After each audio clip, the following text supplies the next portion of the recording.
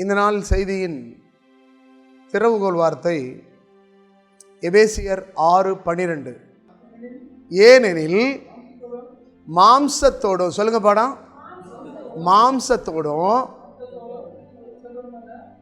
மாம்சத்தோடும் இரத்தத்தோடும் அல்ல,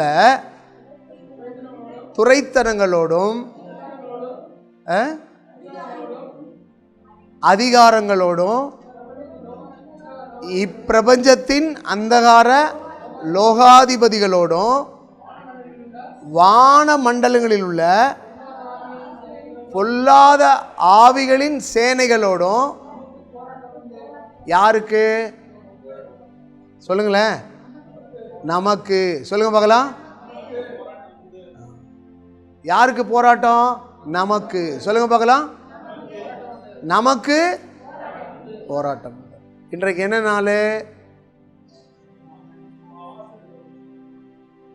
அமாவாசை அப்படின்னு போட்டிருக்கு பைபிளில். இதை குறித்து நான் வேதத்தில் அப்படியே கொஞ்சம் தியானிக்கும் போது அமாவாசை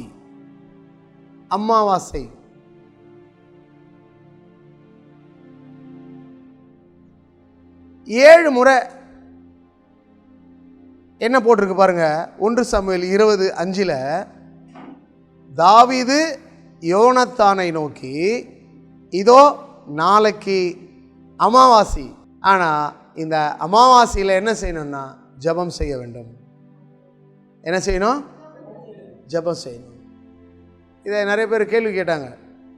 அது என்ன அமாவாசை ஜெபம், அது என்ன பௌர்ணமி ஜெபம், அது என்ன கிருத்திகை ஜெபம்? எல்லா நாளும் நமக்கு நல்ல நாள் தான். ஆமேன் சொல்லுங்க. சிலருக்கு கெட்ட நாள்னா அது நமக்கு நல்ல நாள் தான். ஆமேன் சொல்லுங்க. நமக்கு எல்லா நாளும் வெளிச்சத்தின் நாள் தான். சொல்லுங்க. எல்லா நாளும். அந்த அமாவாசைனா என்ன அர்த்தம்னா இருளான நாள் அப்படின்னு அர்த்தம். என்ன நாளுங்க? என்ன நாள்? இருளான நாள். அப்போ இருளான அந்த நாளை அவங்க என்ன சொல்றாங்க? அமாவாசை. வளர்பிறை பௌர்ணமி, தேய்பிறை அமாவாசை. சொல்லுங்க. வளர்பிறை என்னதுங்க? பௌர்ணமி, தேய்பிறை அமாவாசை. அப்போ மனசு தேஞ்சு போச்சுன்னா அது என்ன நாள்? அமாவாசை. மனசு எப்போதும் வெளிச்சமாகவே இருந்ததுன்னா அது என்னதுங்க? பௌர்ணமி. நாம் என்ன பிள்ளைங்க? வெளிச்சத்தின் பிள்ளைங்க. சொல்லுங்க பார்க்கலாம். நாம் என்ன பிள்ளைங்க? வெளிச்சத்தின் பிள்ளைங்க. நான் சொல்கிறேன், இந்த அமாவாசையில் உங்களுக்கு முழுமையான விடுதலை, பாவத்திலிருந்து விடுதலை, சாபத்திலிருந்து விடுதலை, நோயிலிருந்து விடுதலை, பேயிலிருந்து விடுதலை முழுமையாக விசுவாசிக்கணும். சொல்லுங்க பார்க்கலாம். இயேசுவை எப்படி விசுவாசிக்கணும்? முழுமையாக விசுவாசிக்கணும். வேதத்தை எப்படி விசுவாசிக்கணும்? முழுமையாக விசுவாசிக்கணும். ஜெபத்தை எப்படி விசுவாசிக்கணும்? முழுமையாக விசுவாசிக்கணும். ஆராதனையில எப்படி ஆராதிக்கணும்? முழுமையாக ஆராதிக்கணும். சொல்லுங்க பார்க்கலாம். முழு உள்ளத்தோடு ஆராதிக்கணும், முழு பலத்தோடு ஆராதிக்கணும், முழு இருதயத்தோடு ஆராதிக்கணும். அப்படி இல்லைன்னா அதுக்கு பேரு அமாவாசை. நீ முழுமையா கடவுளை தேடல அப்படின்னா அது அமாவாசை. நீ முழுமையா கடவுளை தேடினா அது பௌர்ணமி. நீ ஒரு முழுமையான விடுதலை பெற வேண்டும், முழுமையான வெற்றி பெற வேண்டும், முழுமையான ஆசீர்வாதங்களை பெற வேண்டும். அதைத்தான் சாலமோன் எழுதுகிறார். உண்மை உள்ளவன் பரிபூரண ஆசீர்வாதங்களை பெறுவான். யார் பெறுவான்? உண்மை உள்ளவன். அந்த உண்மை என்னது? முழுமையாய். உண்மைக்கு பேர் என்னதுங்க? முழுமை.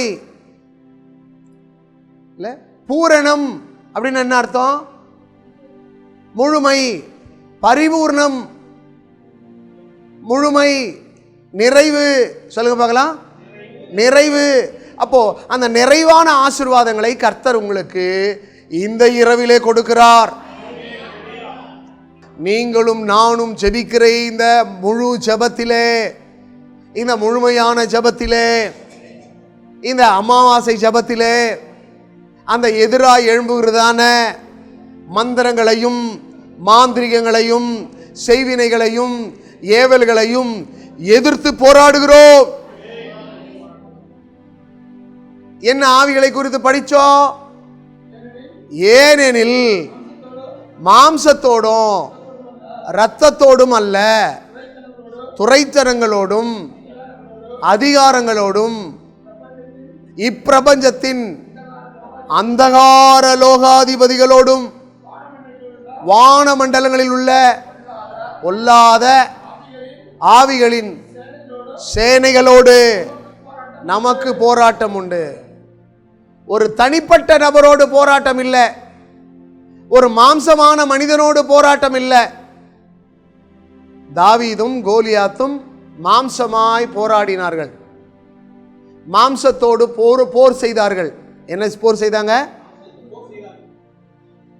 அவன் இஸ்ரவேலின் தேவனை நிந்தித்தான். நீ நிந்தித்த இஸ்ரவேலின் தேவனாகிய கர்த்தருடைய நாமத்தினாலே உன்னிடத்தில் நான் யுத்தத்துக்கு வருகிறேன், உன்னை இன்றைக்கு என் கைகளிலே கடவுள் கொடுப்பார் என்று அந்த பொல்லாத ராட்சசனிடம் அவன் போராடி அவனை மேற்கொண்டான், அவனை வெற்றி பெற்றான், அவன் சாட்சி பகர்ந்தான். அவன் பலசாலி ராட்சசன். முழு இஸ்ரவேலையும் தோற்கடிக்க வேண்டும் என்று நினைத்தவன். ஆனால் ஒரு சின்ன தாவீதை கொண்டு கர்த்தர் இஸ்ரவேலுக்கு ஜெயத்தை கொடுத்தார். எதிராளியாகிய பெலிஸ்தரை, எதிராளியாகிய சத்துருக்களை, எதிராளியாகிய விரோதிகளை, எதிராளியாகிய ராட்சசனை ஜெயிக்கும்படியாக தேவன் தாவீதுக்கு பலம் தந்தார். முழுமையான பலத்தை தந்தார், முழுமையான ஞானம் தந்தார், முழுமையான அறிவு தந்தார், முழுமையான யுக்தி தந்தார், முழுமையான புத்தி தந்தார். அந்த புத்தியிலே, அந்த யுக்தியிலே மாம்ச பலத்தில் அல்ல, தேவ பலத்திலே கோலியாத்தை ஜெயித்தான். நீங்களும் நானும் நமக்கு விரோதமாக எழும்புகிற மந்திரங்களையும் மாந்திரிகங்களையும் செய்வினைகளையும் ஜெயிக்க முடியும். ஏனென்றால் உலகத்திலே இருக்கிறவனை பார்க்கிலும் உங்களுக்குள் இருக்கிறவர் பெரியவராயிருக்கிறார். அந்த பெரியவர் மரணத்தை ஜெயித்தார், பாதாளத்தை ஜெயித்தார், சாத்தானை ஜெயித்தார், பாவத்தை ஜெயித்தார். அந்த ஜெய கிறிஸ்து உங்களுக்குள்ளும் எனக்குள்ளும் வர வேண்டுமானால் முழுமையாக நாம் விசுவாசிக்கும் பொழுது அவர் நமக்குள்ளே வருவார். நாம் அவருடைய நாமத்தினாலே முழுமையான வெற்றி அடைவோம், முழுமையாய் ஜெயம் பெறுவோம், மந்திரங்களையும் மாந்திரிகங்களையும் ஜெயிப்போம், சூனியங்களையும் ஏவல்களையும் முறியடிப்போம். என் அன்புக்குரியவர்களே, வேதம் சொல்கிறது, ஏனெனில் மாம்சத்தோடும் இரத்தத்தோடும் அல்ல. அப்போ நாம யாரிடத்துலையும் மாம்சம், நம்ம திடகாத்திரமா இருக்கிறோம், நமக்கு நல்ல ரத்தம் இருக்கிறது, நமக்கு நல்ல பலன் இருக்கிறது என்று சண்டை போடக்கூடாது. என்ன போடக்கூடாது? என்கிட்ட பணபலம் இருக்கிறது, என்கிட்ட ஆட்கள் பலம் இருக்கிறது என்று சொல்லி யாருக்கிட்டையும் சண்டை போடக்கூடாது. என்கிட்ட ஞானம் இருக்குது, அறிவு இருக்கிறது என்று சொல்லி மற்றொருடத்துல சண்டை போடக்கூடாது. ஏனென்றால் நமக்காய் சண்டையிடுகிறவர் தேவனே, நமக்காய் யுத்தம் பண்ணுகிறவர் தேவனே. யுத்தம் கர்த்தருடையது, சண்டை கர்த்தருடையது. அவர் உனக்காக யுத்தம் பண்ணுவார். நீங்கள் சும்மா இருப்பீர்கள், கர்த்தர் உங்களுக்காக யுத்தம் பண்ணுவார். நம்முடைய போராயுதம் மாம்ச பலன் அல்ல. சொல்லுங்க பார்க்கலாம். நம்முடைய போராயுதம் மாம்ச பலன் அல்ல. நான் மாம்சத்தோடும் இரத்தத்தோடும் போராட மாட்டேன், ஆவியோடு போராடுவேன். தேவ பலத்தோடு போராடுவேன். ஆவிலே நிறைந்து ஜெபிப்பேன். ஜெயம் பெறுவேன். சாட்சி பகர்வேன். பிசாசை துரத்துவேன். பிசாசை விரட்டுவேன். இந்த விசுவாசம் நமக்கு வேணும். என்ன விசுவாசம் வேணும்? இந்த விசுவாசம் நமக்கு வேணும். ஆகவேதான் அவன் சொல்லுகிறான். என்ன சொல்லுகிறான்? மாம்சத்தோடும் இரத்தத்தோடும் அல்ல, துரைத்தனங்களோடும் அதிகாரங்களோடும் இப்பிரபஞ்சத்தின் அந்தகார லோகாதிபதிகளோடும் வானமண்டலங்களில் பொல்லாத ஆவிகளின் சேனை. யாருடைய சேனை? வேதம் சொல்லுகிறது, ஒரு வழியாய் புறப்பட்டு வருவான், 7 வழியாய் துரத்துண்டு ஓடி போவான். ஊழியத்துக்கு விரோதமாக இருந்தாலும் சரி, உங்கள் ஆவிக்குரிய வாழ்க்கைக்கு விரோதமாக இருந்தாலும் சரி, யாரெல்லாம் எதிரிட்டு வருகிறார்களோ அவர்களெல்லாம் 7 வழியாய் துரத்துண்டு ஓடி போவார்கள். இதை கர்த்தர் சொல்கிறார், இதை கர்த்தர் செய்கிறார். துரைத்தனங்களோடும் அதிகாரங்கள். இன்றைக்கு அநேகர் அதிகாரத்தில் இருக்கிற மமதையில, அதிகாரத்தில் எல்லாரும் என்ன பண்றாங்க? மிரட்டி பார்க்கிறாங்க. என்ன பார்க்கறாங்க? மிரட்டி பார்க்கிறாங்க. கோலியாத் அப்படிதான் இஸ்ரவேல் ஜனங்களை மிரட்டினான். சவுலை மிரட்டினான். இஸ்ரவேலில் காணப்படுற யுத்த வீரர்களை மிரட்டினான். ஆனால் தாவீது அந்த மிரட்டுக்கெல்லாம் பயப்படவே இல்லை. ஏனென்றால் அந்த தாவீது காட்டு மிருகத்திலே ராஜாவாகிய சிங்கத்தை ஜெயித்தவன், சிங்கத்தின் வாயை கிழித்து போட்டவன். ஆகவே சிங்கத்துக்கு எவ்வளவு பெரிய பலன் இருக்கிறது, அது எத்தனை டன் எடையுள்ளது, அதையே ஒருவன் கிழித்து எறிவான் என்றால் இந்த கோலியாத் எம்மாத்திரம். ஆகவே சிங்கத்தை கொன்றது போல இந்த கோலியாத்தை கொன்று போடுவேன் என்று சொல்லி தாவீது வைராக்கியமாய் சொன்னான். ஆகவே இந்த ஜெபத்தில் வந்திருக்கிற நீங்கள், எந்த மந்திரமாயினும், எந்த சூனியமாயினும், எந்த ஏவலாயினும், எந்த குறிசொலாயினும் எனக்கு விரோதமாய் ஒன்றும் செய்ய முடியாது என்று நீங்கள் வைராக்கியமாய் ஜெபிப்பீர்களானால் ஜெயம் பெறுவீர்கள், விடுதலை பெறுவீர்கள், வெற்றி பெறுவீர்கள், ஆரோக்கியம் பெறுவீர்கள், ஆசீர்வதிக்கப்படுவீர்கள், சாட்சி பகர்வீர்கள். எனக்கு அன்பானவர்களே, உங்களுடைய வாழ்க்கை கர்த்தருடைய கரத்தில் இருக்க வேண்டும். தாவீது கர்த்தருடைய கரத்தில் இருந்தான். அந்த தாவீதின் மீது கர்த்தருடைய ஆவியானவர் இருந்தார். நன்றாக கவனிக்கணும். தாவீது கர்த்தரின் கரத்தில் இருந்தான். கர்த்தருடைய ஆவியானவர் தாவீதின் மீது இருந்தார். இங்கே உட்கார்ந்து கொண்டிருக்கிற நீங்கள் கர்த்தருடைய கரத்திலே இருக்கிறீர்களா? கர்த்தருடைய ஆவியானவர் உங்கள் மேல் இருக்கிறாரா? உங்களை ஆராய்ந்து பார்க்க வேண்டும்.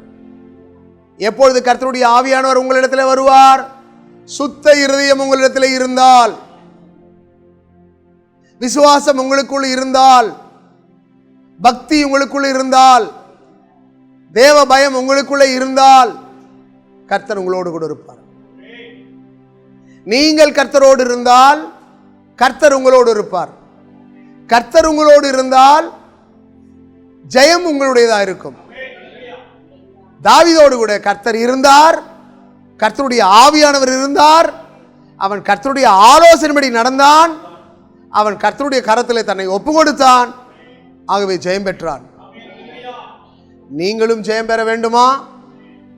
அப்படி என்றால் நீங்கள் கர்த்தருடைய கரத்தில் இருக்கிறீர்களா என்பதை ஆராய்ந்து பாருங்கள். கர்த்தருடைய சமூகத்தில் இருக்கிறீர்களா என்பதை ஆராய்ந்து பாருங்கள். தாவீது தனக்கு கிடைக்கிற நேரம் எல்லாம் கர்த்தருடைய சமூகத்திலே இருந்தான். அவன் சொல்லுகிறான், உம்முடைய கூடாரத்திலே சதா காலமும் தங்குவேன், உம்முடைய வீட்டில் நான் எப்போதும் இருப்பேன் என்று சொல்லுகிறான். யாருடைய வீட்டில்? மாளிகையில் இருக்கக்கூடியவன், அரண்மனையில் இருக்கக்கூடியவன் தன்னுடைய நேரங்களை எங்கே செலவிடுகிறான்? ஆலயத்திலே செலவிடுகிறான், தேவ சமூகத்திலே செலவிடுகிறான், கர்த்தருடைய ஆலோசனையை கேட்கிறான், கர்த்தருடைய விருப்பத்தின்படி தான் செய்கிறான். ஆகவேதான் 40 வருஷம் தாவீதினுடைய ஆட்சியில வெற்றி இருந்தது, இளைப்பாறுதல் இருந்தது, சமாதானம் இருந்தது, ஆசீர்வாதம் இருந்தது. தாவீது ஆட்சி செய்யும் நாட்களிலே தேவன் தாவீதோடு கூட இருந்தார். உங்களுடைய குடும்ப வாழ்க்கையில கர்த்தர் உங்களோடு கூட இருப்பாரானால் உங்கள் குடும்ப வாழ்க்கை சந்தோஷமாயிருக்கும், சமாதானமாயிருக்கும், ஆசீர்வாதமாயிருக்கும், வெற்றியாக இருக்கும். வெற்றிடமாக இருக்காது. வளமாக இருப்பீர்கள், நலமாக இருப்பீர்கள். அப்போ தாவீது தன்னுடைய வாழ்க்கையில தேவனை தன் நம்பிக்கையாய் கொண்டிருந்தான், தேவனை சார்ந்து கொண்டிருந்தான், தேவ சமூகத்திலே இருந்தான், தேவனோடு சஞ்சரித்துக் கொண்டிருந்தான், தேவ சத்தம் கேட்டான், தேவ சத்தத்துக்கு கீழ்ப்படிந்தான். ஆகவேதான் கர்த்தர் அவனுக்கு ஜெயத்தை கொடுத்தார். அந்த தேவன் இன்றைக்கும் இந்த இடத்துல இருக்கிறார். இந்த தாவீதோடு கூட தேவன் இருந்தபடியினாலே சவுல் ராஜா தாவீதை கொன்று போட முடியவில்லை. சவுல் ராஜா எத்தனையோ முறை தாவீதை கொல்ல வேண்டும் என்று சொல்லி முயற்சித்தான். காரணம், தேவனால் அபிஷேகம் பண்ணப்பட்ட இந்த தாவீதோடு கூட கர்த்தர் இருந்தார். இந்த தாவீதோடு கர்த்தரோடு இருந்தான். தாவீது கர்த்தரோடு இருந்தான், கர்த்தரும் தாவீதோடு இருந்தார். ஆகவே தாவீதை ஒருவரும் என்ன செய்யல, கொலை செய்ய முடியவில்லை, கொன்று போட முடியவில்லை, அவனுக்கு தீங்கு இழைக்க முடியவில்லை. இந்த வார்த்தையை கேட்டுக்கொண்டிருக்கிற உங்களுடைய வாழ்க்கையில உங்களுக்கு விரோதமாக ஒருவரும் தீங்கு இழைக்க முடியாது, பொல்லாப்பு நேரிடாது, வாதை கூடாரத்தை அணுகாது, இனி ஒரு தீங்கையும் காணாதிருப்பாய். எப்பொழுது என்றால் தேவன் உங்களோடு இருக்கும்போது, நீங்கள் அவரோடு இருக்கும்போது உங்களை ஒன்றும் ஒரு தீங்கும் அணுகாது. அல்லேலூயா. ஆகவே போராட்டம் உண்டு. ஒருவனோடு அல்ல, தாவீது ஒருவனோடு மாத்திரம் போராடவில்லை, ஒட்டுமொத்த பெலிஸ்தரோடு கூட போராடினான். அல்லேலூயா. ஒட்டுமொத்த பெலிஸ்தரோடு கூட போராடினான். ஆனால் பெலிஸ்தர்கள் ஜெயம் பெறவில்லை, தாவீது ஜெயம் பெற்றான். வசனம் சொல்லுகிறது, வானமண்டலங்களில் உள்ள பொல்லாத ஆவிகளின் சேனைகளோடு நமக்கு போராட்டம் உண்டு. ஆகவே நம்முடைய முன்னோடிகள் போராடினார்கள். சொல்லுங்க பார்க்கலாம். நம்முடைய முன்னோடிகள், நம்முடைய முற்பிதாக்கள் போராடினார்கள். நம்முடைய முற்பிதாக்கள் வெற்றி பெற்றார்கள், நாமும் வெற்றி பெறுவோம். நம்முடைய முன்னோடிகள் வெற்றி பெற்றார்கள், நாமும் வெற்றி பெறுவோம். அல்லேலூயா. இந்த அமாவாசை நாட்களில தாவீதை ஈட்டியினால் குத்தி போட வேண்டும் என்று சொல்லி சவுல் நினைத்தான். ஆனால் அந்த ஈட்டியின் கூர்மைக்கு கர்த்தர் தாவீதை விலக்கினார். இன்றைக்கு உங்களை கொல்ல வேண்டும், உங்களை அழிக்க வேண்டும், உங்களை துரத்த வேண்டும் என்று சொல்லி எத்தனையோ பேர் கங்கணம் கட்டி கொண்டிருக்கிறார்கள். ஆனாலும் அவருடைய ஆயுதங்கள் உங்களை ஒன்றும் செய்ய முடியாது. உமக்கு விரோதமாக எழும்புகிற எந்த ஆயுதமும், சவுலுடைய ஆயுதம் வாய்க்காமல் போனது. சொல்லுங்க பார்க்கலாம். சவுலுடைய ஆயுதம், அதுபோல உங்களுடைய எதிரிகளின் ஆயுதம். ஆமென், ஆமென். நான் சொல்றது புரியுதா உங்களுக்கு? அமாவாசை நாட்களில சவுல் தாவீதை கொல்ல முயற்சித்தான். அதுபோல உங்களுடைய உறவுகள், உங்களுடைய நட்புகள், உங்களுக்கு விரோதிகள், உங்களுடைய சத்துருக்கள் உங்களுக்கு விரோதமாக மந்திரங்கள் செய்தாலும், மாந்திரியங்கள் செய்தாலும், செய்வினைகள் செய்தாலும், விரோதமாய் ஆயுதங்களை அனுப்பினாலும் என்ன செய்ய முடியாது? உங்களை ஒன்றும் செய்ய முடியாது. இந்த கல்லுகளில் மோதுகிறவன் நொறுங்கி போவான், அது எவன் மேல் விழுமோ அவன் நசுங்கி போவான். அல்லேலூயா. விளங்குதா இல்லையா உங்களுக்கு? ஆண்டவர் சொல்றாரு, உன்னை தொடுகிறவன் என் கண்மணியை தொடுகிறான். உன்னை தொடுகிறவன். அப்போ உங்களை என்ன செய்ய முடியாது? அப்போ நீங்க எங்க இருக்கணும்? தேவ சமூகத்தில் இருக்கணும், தேவனுடைய கரத்தில் இருக்கணும், தேவனோடு இருக்கணும், தேவனுடைய வசனத்தின்படி வாழணும், தேவனுடைய வசனத்தை விசுவாசிக்கணும், தேவனுடைய வசனத்தை கொண்டு இந்த உலகத்தை ஜெயிக்க வேண்டும். மாம்சத்தில் எதையும் செய்ய முடியாது, இரத்தத்தில் எதையும் செய்ய முடியாது. ஆனால் வசனத்தின் மூலமாக ஜெயம் பெற முடியும். வெளிப்படுத்துகிற விசேஷத்தில் சொல்லப்பட்டிருக்கிறது, அவர்கள் ஆட்டுக்குட்டியின் இரத்தத்தினாலும் சாட்சியின் வசனத்தினாலும் பொல்லாங்கானை ஜெயித்தார்கள். யாரை ஜெயித்தாங்க? சொல்லுங்களேன், யாரை ஜெயித்தாங்க? பொல்லாங்கானை ஜெயித்தார்கள். ஆகவே இந்த நாளில நீங்களும் ஜெயம் பெறுவீர்கள். சொல்லுங்க, நீங்களும். வசனம் சொல்கிறது, என்ன சொல்றது? சிலர் ரதங்களை குறித்தும் குதிரைகளை குறித்தும் மேன்மை பாராட்டுகிறார்கள், நாங்களோ ஜீவனுள்ள தேவனுடைய நாமத்தினாலே என்ன செய்வோம்? அவர்களை மேற்கொள்ளுவோம். என்ன செய்வோம்? யூதருடைய பகைஞர்கள் யூதர்களை மேற்கொள்ளலாம் என்று எண்ணினார்கள். அந்நாளிலே தானே யூதர்கள் தங்கள் பகைஞர்களை மேற்கொண்டார்கள். சங்கீதக்காரன் சொல்கிறான், சிறுவயது முதற்கொண்டு என்னை மேற்கொள்ளலாம் என்று எண்ணினார்கள், ஆனால் மேற்கொள்ளாமல் போனார்கள். ஏனென்றால் தேவனோடு இருந்தார், கர்த்தரனோடு இருந்தார், கர்த்தருடைய ஆவியானவர் மேல் இருந்தார். இன்றைக்கு இந்த வார்த்தையை கேட்டுக்கொண்டிருக்கிற கர்த்தருடைய பிள்ளையே, உன் மேல கர்த்தருடைய ஆவியானவர் எப்போதும் இருக்கணும். அந்த அபிஷேகம் மேல எப்போதும் இருந்து கொண்டே இருக்கணும். ஏசாயா 61ஆம் அதிகாரத்தில் சொல்லப்பட்டபடி, கர்த்தருடைய ஆவியானவர் என் மேல் இருக்கிறார், அவர் என்னை அபிஷேகம் பண்ணினார், அவர் என்னை அனுப்பி இருக்கிறார், ஆகவே நான் ஜெயம் பெறுவேன், வெற்றி பெறுவேன், சாட்சி பகர்வேன் என்று நீங்க எப்போதும் அறிக்கையிட்டுக் கொண்டே இருக்கணும். ஆமென் சொல்லுங்க. கர்த்தர் என்னோடு இருக்கிறார் என்ற விசுவாசம் உங்களுக்குள்ளே இருக்க வேண்டும். நான் கர்த்தரோடு இருக்கிறேன் என்று எப்போது நீங்கள் நம்ப வேண்டும். கர்த்தருடைய வசனத்தை தினந்தோறும் வாசித்து அதை தியானித்து அதன்படி நீங்கள் வாழ்வீர்களானால் உங்கள் வாழ்க்கை வெற்றியாக மாறும். வசனத்தை வீட்டில் மாட்டி வைக்கிறது பெருசு இல்லை. ஆமென் சொல்லுங்க. இருதயமாகிய பலகையில எழுதி வைக்கணும்.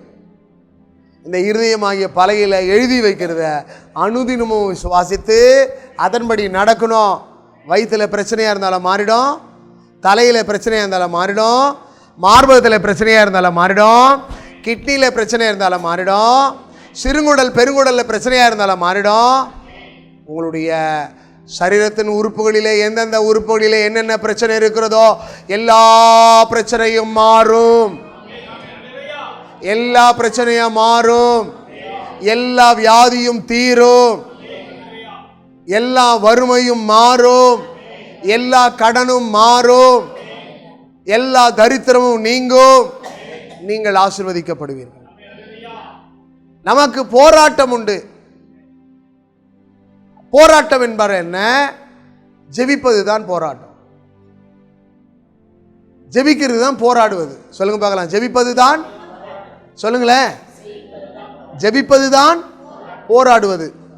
ஒரு தாயின் வயிற்றில் ஒரு பிள்ளை கருவுற்று வரும்பொழுது 10 மாதம் அளவும் அந்த பிள்ளை வயிற்றிலே போராடி கொண்டிருக்கிறது. போராடுதா இல்லைங்களா? ஒரு விதையை கொண்டு போய் நீங்கள் மண்ணிலே ஊன்றுவீர்களானால் அந்த விதை மண்ணிலே போராடி முளைத்து வரும். அது வேறிட்டு வளர்ந்து வருகிற ஒவ்வொரு நாளிலே போராடி போராடி போராடிதான் அது செடியாக கொடியாக மரமாக வளரும். நீதிமானுடைய வேர் கனி கொடுக்கும். அப்போ உன்னுடைய வேர் என்ன வேராயிருக்கணும்? தாவீதின் வேராயிருக்கணும். அது ஆணி வேராயிருக்கணும். அது ஈசா என்னும் அடிமரத்திலிருந்து தோன்றுகிற ஒரு வேராக காணப்பட வேண்டும். அந்த வேர் கர்த்தராகிய இயேசுவாய் இருக்க வேண்டும். அந்த இயேசு உள்ளத்தின் ஆழத்தில் இருப்பாரானால் உன் போராட்டத்திற்கு முடிவு கிடைக்கும். அந்த இயேசுவின் நாமத்திலே நீ ஜெயம் பெற முடியும். அந்த இயேசுவின் நாமத்திலே நீ சுகம் பெற முடியும். அப்ப அந்த இயேசு உனக்குள்ளே வேரூன்றி நிற்க வேண்டும். அந்த இயேசு என்ற வேர் உனக்குள் இருக்க வேண்டுமானால் அந்த விசுவாசம் உறுதியாக இருக்க வேண்டும். அந்த நம்பிக்கையில் நீங்கள் நிலைத்திருக்க வேண்டும். அப்படி என்றால் உங்கள் வாழ்க்கை வெற்றி மேல் வெற்றி அடைய அது உதவி செய்யும். ஆகவே என் அன்புக்குரியவர்களே, இன்றைக்கு வாசித்த வேத பகுதியிலே, ஏனெனில் மாம்சத்தோடும் இரத்தத்தோடும் அல்ல, துரைத்தனங்களோடும் அதிகாரங்களோடும் இப்பிரபஞ்சத்தின் அந்தகார லோகாதிபதிகளோடும் வான மண்டலங்களில் உள்ள பொல்லாத ஆவிகளின் சேனைகளோடும் நமக்கு போராட்டம். கிறிஸ்தவ வாழ்க்கை என்பது எளிதான வாழ்க்கை அல்ல, போராடுகிற வாழ்க்கை தான் கிறிஸ்தவ வாழ்க்கை. எவன் ஒருவன் போராடுகிறானோ அவன் மாத்திரம்தான் வெற்றி பெற. ஆகவே நீங்களும் நானும் இங்கே எதற்கு வந்திருக்கிறோம்? போராடுவதற்கு வந்திருக்கிறோம். சொல்லுங்க, அமாவாசை ஜபத்தில் போராடுவதற்கு வந்திருக்கிறோம். ஆகவே தான் இந்த அமாவாசை ஜபத்தை அம்மா அவர்கள், என் பிள்ளைகளோடு நான் போராடி ஜெபிப்பேன், என் பிள்ளைகளுக்காக போராடுவேன், என் பிள்ளைகளோடும் என்னோடும் சேர்ந்து போராடுவார்கள். இந்த பகுதியிலே ஊழியத்திலே நாங்கள் வெற்றி பெறுவோம். எங்கள் ஜப வீடு வெற்றி பெறும். எங்கள் ஜப வீட்டில் இருக்கிற பிள்ளைகள் வெற்றி பெறுவார்கள். எங்கள் ஜப வீட்டில் இருக்கிற பிள்ளைகளுடைய குடும்பங்கள் வெற்றி பெறும். அதற்காக தான் இந்த அமாவாசை ஜபம். இப்போ புரியுதா அமாவாசை ஜபம் எதுக்குன்னு? இந்த அமாவாசை என்றதான இடம் 7 முறை போட்டிருக்கு.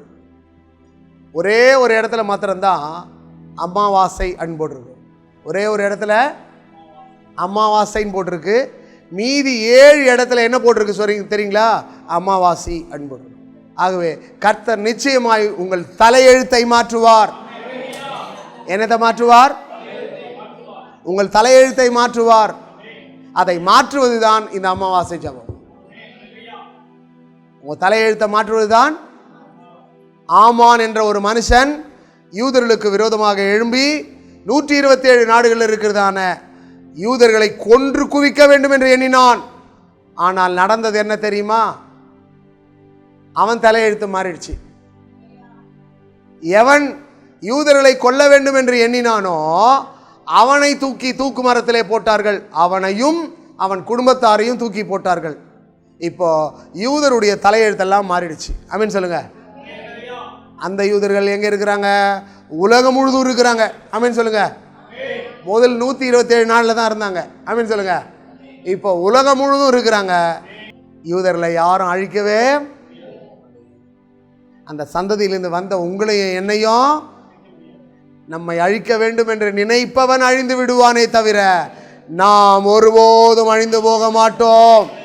அல்லேலூயா. இல்ல, வியாதி என்னை அழித்து விடும் என்று நினைக்காதே. வியாதியை அழித்த இயேசு உன் பிள்ளையின் வியாதியை அழிப்பார். உன் குடும்பத்தின் தலையெழுத்தை மாற்றுவார். உன் குடும்பத்தின் சூழ்நிலையை மாற்றுவார். உன் வேலை ஸ்தலங்களில் இருக்கிற பிரச்சனையை மாற்றுவார். உன் வாழ்க்கையில காணப்படுற வறுமை தரித்திரங்கள் அனைத்தையும் இயேசு மாற்றி போடுவார். அதுல எந்த விதமான சந்தேகம் இல்லை. எத்தனையோ அமாவாசை ஜபத்துக்கு வந்திருக்கிறோம். இந்த அமாவாசை ஜபத்துல உன் வாழ்க்கையில பெரிய மாற்றங்களை தருவோம். இந்த பொல்லாத ஆவி நாம ஜெயிக்க முடியும். ஆனா இந்த பொல்லாத ஆவி உங்களுக்குள்ள வந்துடக்கூடாது. வரக்கூடாதுங்க. தேவனால் அபிஷேகம் பண்ணப்பட்ட சவுலுக்குள்ளே பொல்லாத ஆவி நுழைந்தது. என்ன நுழைந்தது சொல்லுங்களேன்? யாருக்குள்ள? சவுல் யாரு? தேவனால் அபிஷேகம் பண்ணப்பட்டவன். ஆகவே சில நேரங்களில் உங்களுக்குள்ள கொஞ்சம் பெருமை, கொஞ்சம் எரிச்சல், கொஞ்சம் கசப்பு, கொஞ்சம் விரோதம், இதெல்லாம் உள்ளே வந்துட்டா வேற ஆவி உள்ளே இருக்குதுன்னு அர்த்தம். ஆமீன் சொல்லுங்க. உங்களுக்குள்ள சாந்தமும் அமைதலும் உள்ள ஆவி உள்ள வரும்பொழுது ஆவியானவர் உள்ள இருக்கிறார்னு அர்த்தம்.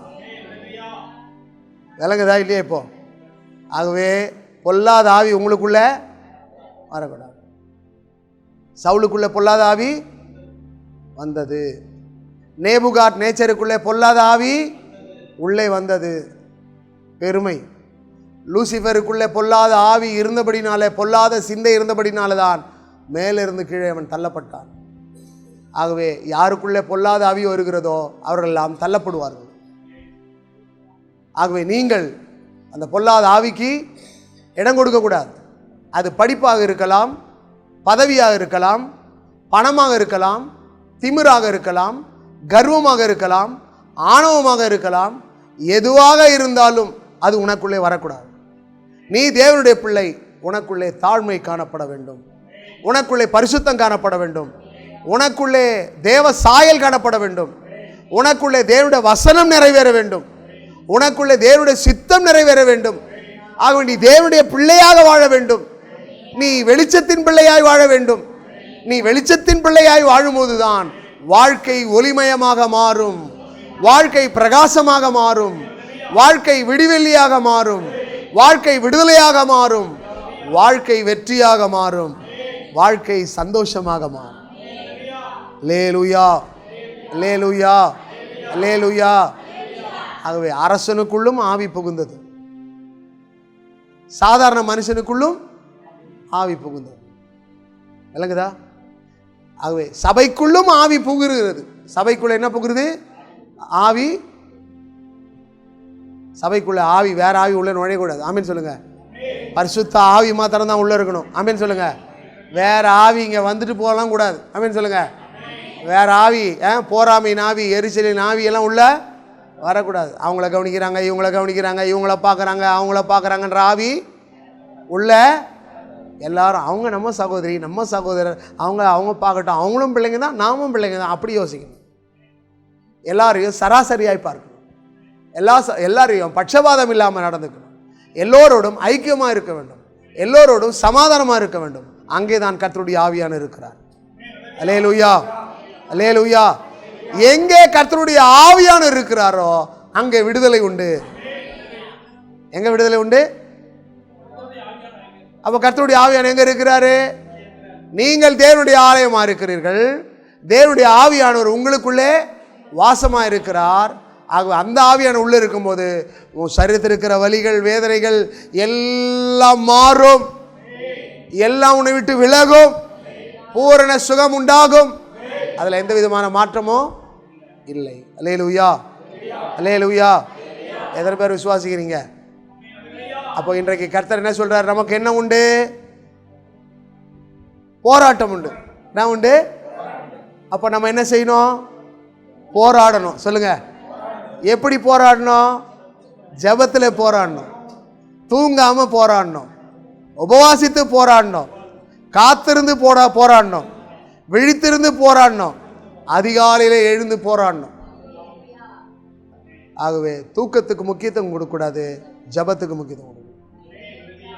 விழித்திருந்து ஜபிக்கணும், காத்திருந்து ஜபிக்கணும், அதிகாலையில் ஜபிக்கணும், போராடி ஜபிக்கணும், ஐக்கியமாக ஜபிக்கணும், கூடி ஜபிக்கணும், இல்லை வனாந்தரத்தில் ஜபிக்கணும், சபைக்குள்ளே ஜபிக்கணும், தனித்து ஜபிக்கணும். ஜபிக்க ஜபிக்க விடுதலை உண்டாகும், வெற்றி உண்டாகும், ஆசீர்வாதம் உண்டாகும், எல்லா நன்மையும் நமக்கு உண்டாகும். ஜெபம் பண்ணுவோம். நல்ல பிதாவே, நல்ல வேளைக்காக நன்றியோடு துதிக்கிறோம். இந்த நாளில் வேதத்தில் வாசித்த இந்த எபேசியர் புஸ்தகத்தில் 6ஆம் அதிகாரத்தில் வாசித்தது போல, ஏனெனில் மாம்சத்தோடும் இரத்தத்தோடும் அல்ல, துரைத்தனங்களோடும் அதிகாரங்களோடும் இப்பிரபஞ்சத்தின் லோகாதிபதிகளோடும் வான மண்டலங்களில் இருக்கிற பொல்லாத ஆவிகளின் சேனைகளோடு போராட்டம் உண்டு என்று சொன்னீரே. அந்த போராட்டத்தில் வெற்றி பெற்ற இயேசுவே ஒவ்வொருக்கும் வெற்றியை தாரும், ஒவ்வொருக்கும் விடுதலை தாரும். வெற்றி பெற்ற இயேசுவே ஒவ்வொருவரையும் ஆசீர்வதியும். ஒவ்வொரு குடும்பத்திலே ஆசீர்வாதம் உண்டாகும். வியாதியிலிருந்து, நோயிலிருந்து, சாபங்களிலிருந்து, பாவங்களிலிருந்து ஒவ்வொருக்கும் வெற்றியை தாரும். ஒவ்வொருவரையும் ஆசீர்வதியும். கர்த்தர் ஒவ்வொருவரோடு இருந்து ஒவ்வொருவரை வழி நடத்தும். பெரிய காரியம் செய்யும். இயேசுவின் நாமத்தில் பிதாவே, ஆமென்.